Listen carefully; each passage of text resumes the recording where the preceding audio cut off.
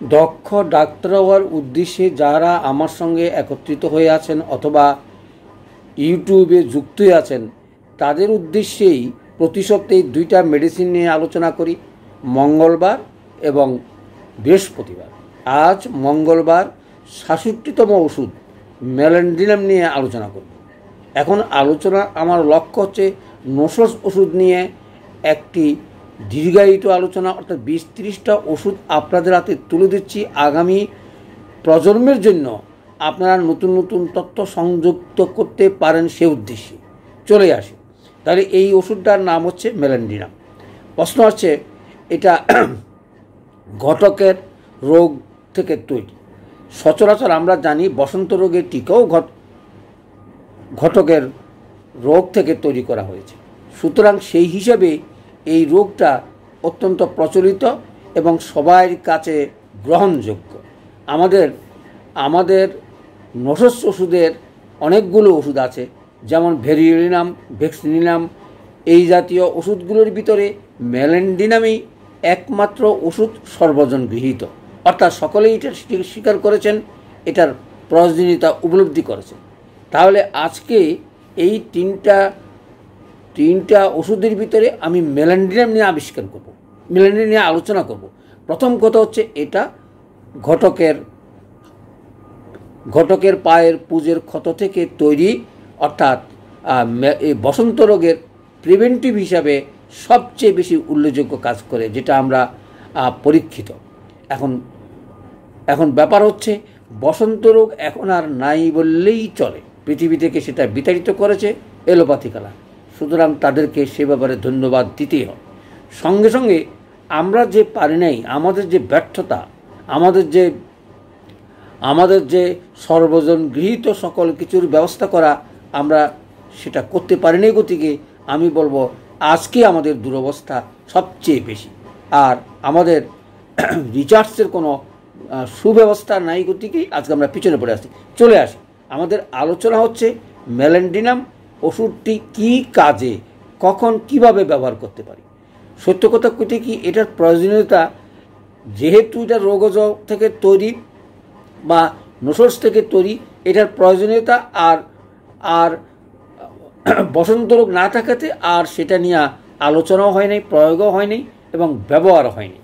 চলে আসি, আমরা যে কয়েকটা লক্ষণের ভিত্তিতে এটা প্রয়োগ করব সেটাই আলোচনা করছি। যেই 3টি ওষুধ আলোচনা করলাম সেই 3টির ভিতরে ম্যালান্ড্রিনাম সবচেয়ে বেশি সাইকোসিসের উপরে কাজ করে, অর্থাৎ এটা গভীর ক্রিয়াশীল এবং টিকার প্রতিষেধক হিসাবে অথবা টিকার কুফল নষ্ট করার জন্য এটা যথেষ্ট ভূমিকা রেখেছে। সেই হিসাবে এই ওষুধটা আসছে। কিন্তু যেহেতু এই রোগটা নাই এবং এই রোগটা আর আমাদের ব্যবহার অনেকটা হয় না,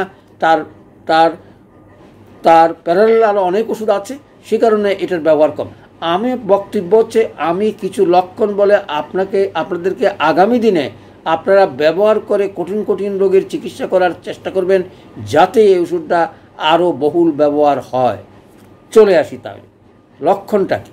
ওই যে লক্ষণটা বললাম, টিকা দেওয়ার পরে যদি কোনো কুফল হয় তাহলে তো টিকা তো এখন আর ম্যালান্ড্রিনাম অথবা আমরা যেটা বলি বসন্ত রোগের টিকা এখন আর ব্যবহার হয় না বললেই চলে, কারণ বসন্ত রোগ পৃথিবী থেকে বিতাড়িত করেছেন এলোপ্যাথিকেরা। সুতরাং চলে আসি, তার কুফল আমরা এটা ব্যবহার করতে পারি।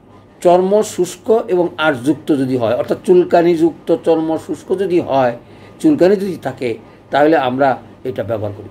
ব্যবহার হচ্ছে এগুলো আমরা অনেকগুলো ওষুধ, যেমন শরিক মায়াজমের এই সকল জিনিসটাকে আমরা সালফার বা অন্যান্য ওষুধ দিয়ে এটা নির্মূল করি। কিন্তু প্রশ্ন হচ্ছে যারা টিকার কুফলজনিত কারণে চর্মরোগ হয়ে থাকে এবং দীর্ঘদিন ভুগে থাকে, তাদের কিন্তু এই ম্যালান্ড্রিনাম ওষুধটা অত্যন্ত প্রয়োজন। সেই কথা রাখতে হবে, নাহলে অনেক সময় রোগগুলো আমাদের চাপা পড়ে যায়। কী কারণে রোগটা হলো সেটা আমরা বুঝলাম না, কিন্তু আমরা হয়তো অন্য ওষুধ দিয়ে সেটাকে, যেমন সালফার দিয়ে যদি আমরা শরিক মায়াজমের ওষুধগুলো ভালো করতে পারি, কিন্তু এই ধরনের চর্মরোগ সালফারও অনেক সময় ভালো হবে না, কারণ যেহেতু সেটা একটা রোগের কুফলে। ঠিক সেভাবে আমরা আরও কয়েকটা ওষুধে আমরা এটা ব্যবহার করতে পারি। শীতকালে অতিরিক্ত পানি কাটার কারণে হাত পা যদি ঘা হয় এবং ফেটে যায়, শীতের কারণে, তাহলে কিন্তু এটা অত্যন্ত প্রয়োজনীয় ওষুধ, অত্যন্ত প্রয়োজনীয় লক্ষণ। অর্থাৎ এই লক্ষণ যদি থাকে, শীতকালে পানি বেশি ব্যবহারের ফলে হাত পা যদি ফাটা হয়ে যায় অথবা ঘা হয়, যে আমরা ফাঙ্গাস ইনফেকশন বলে থাকি, সেটাতে এটা ব্যবহার করা যেতে পারে। গোড়ালি আঘাতে পাওয়ার মতন ব্যথা, অর্থাৎ পায়ের গোড়ালিতে আমরা লিডাম ব্যবহার করি, ঠিক সেই অনুপাতে এই ওষুধটাও অত্যন্ত কার্যকর, যেহেতু আমরা আমাদের টিকার কুফল থাকতেই পারে। চলে আসি তাহলে যেই লক্ষণটা ভিত্তিতে আমরা এই ওষুধটা প্রয়োগ করতে পারি, সেটা হচ্ছে জিহ্বার মধ্যে সরাসরি একটা লাল দাগ, যে বর্ণেরই হোক না কেন একটা লাল দাগ মাঝে থাকবে। এই লক্ষণটা পেলেই আমরা এই ওষুধটা অনায়াসে ব্যবহার করতে পারি। আমাদেরও আরও দু একটা ওষুধ এই লক্ষণে আছে। সুতরাং এই যে প্রায়োগিক লক্ষণ, অর্থাৎ এই লক্ষণটা থাকলেই আমরা অনায়াসেই আমরা ম্যালান্ডিলাম ওষুধটি ব্যবহার করতে পারি, যে কোনো রোগেই হোক।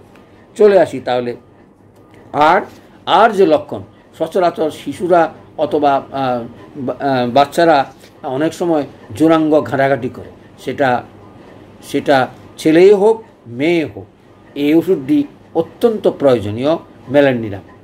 তাহলে প্রয়োজন হলো এই যে বললাম, এই যে ক্ষত থেকে আবিষ্কার যে সকল ওষুধকল বা নসর্স ওষুধকল আমরা কিভাবে ব্যবহার করব, সকলেই সেটা আমরা জানি। এবং এখন প্রতিষেধক হিসাবে আমরা কিভাবে ব্যবহার করতে পারি, এখন যেহেতু প্রতিষেধক হিসাবে আর প্রয়োজন নাই, সেহেতু আমি এই আলোচনা যাচ্ছি না।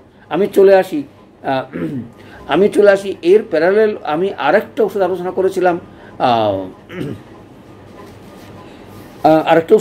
করেছিলাম, যেটা সবচেয়ে প্রয়োজনীয় চিকেন ফক্সে আমি ব্যবহার করে সুফল পেয়েছি। সুতরাং এই ওষুধটা আমি ব্যবহার করে নেই। সুতরাং আপনাদের ব্যবহার করার আহ্বান জানাচ্ছি, এই সকল লক্ষণে এই ওষুধটা প্রয়োগ করবেন। তাহলে চলে আসি কি রোগে আমরা ব্যবহার করি। ডাক্তার কুফার সুন্দর একটা কথা বলেছেন, ক্যান্সার রোগের অনেক সময় আমরা ক্ষততে ভালো করতে পারি না, বা ভালো করার মতন কোনো ওষুধ কার্যকর নয়, কিন্তু উনি পরীক্ষা করে বলেছেন আমরা ক্যান্সারের ক্ষতর রোগে এই ওষুধটা ব্যবহার করতে পারি। তাহলে আর কি রোগে, সচরাচর ক্যান্সার, চর্মরোগ, যে সকল চর্মরোগ শুষ্ক এবং চুলকানিযুক্ত সে সকল, আর টিকার কুফল এবং দুর্গন্ধ উদারময়। তাহলে অর্থাৎ দুর্গন্ধযুক্ত যদি উদারময় হয়, তাহলেও আমরা এই ওষুধটা ব্যবহার করতে পারি। তাহলে চলে আসি আজকের এই ক্ষুদ্র আলোচনায়, আমরা শেষে চলে আসছি কিভাবে ওষুধগুলো প্রয়োগ করব। দেখুন, শততম পদ্ধতি প্রয়োগের 200 কথা বলা আছে, এবং 30 অথবা 200 ব্যবহার করার কথা বলা আছে। ব্যবহার করি, সুফলও পায় এবং অনেকও পেয়েও থাকে। তো আমরা নবযুগের নবতম সনিক 50তম পদ্ধতির যুগ, আমরা সেখানে চলে আসছি। আমরা M1 M2 থেকেই শুরু করব এবং স্টেপ বাই স্টেপ যেয়ে সেগুলো প্রচার। এখন প্রশ্ন হচ্ছে যে আমরা প্রিভেন্টিভ হিসাবে কিভাবে ব্যবহার করতে পারি। দেখুন, আমি করোনার যুগে আর্সেনিক প্রিভেন্টিভ 50 ml এর M1 অর্থাৎ বা M2 যাই বলেন না কেন, আমরা শুরু করতে পারি দিনে একবার করে,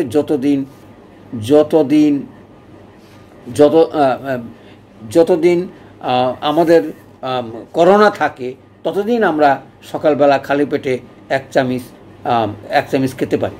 অর্থাৎ পরিবারের সবাই পানি নিয়ে একটু মিশিয়ে সবাই খালি, আমি আশা করব অন্তত করোনা হবে না। ঠিক সেইভাবেই আমরা এই ওষুধগুলো প্রিভেন্টিভ হিসাবে সেই বসন্ত রোগেও আমরা ব্যবহার করতে পারি ম্যালান্ডিলাম। তাইলে ব্যবহারের আর আমাদের কোনো ভয় পাওয়ার কোনো কারণ নেই। আমরা 50 জনের মধ্যে ভয় করে থাকি, অথবা ব্যবহার করি না, অথবা বিশ্বাস করতে আমাদের কষ্ট হয়। এই সকল কারণ থেকে যদি আমরা বেরিয়ে নিয়ে আসতে পারি, অথবা আগামী দিনে আপনারা প্রয়োগ করে তার দৃশ্য কিছু না দেখে যদি লিখে না যান, তাহলে আগামী প্রজন্ম আমাদের ভালো উপহার দিতে পারবেন। আমি আশা করব আপনারা প্রয়োগ করবেন, প্রয়োগ করে ফলাফল জেনে, নতুন নতুন তথ্য জেনে আগামী প্রজন্মের হাতে তুলে দেবেন, এই আশা রেখেই আমি আমার আলোচনা শেষ করছি। সবাইকে ধন্যবাদ।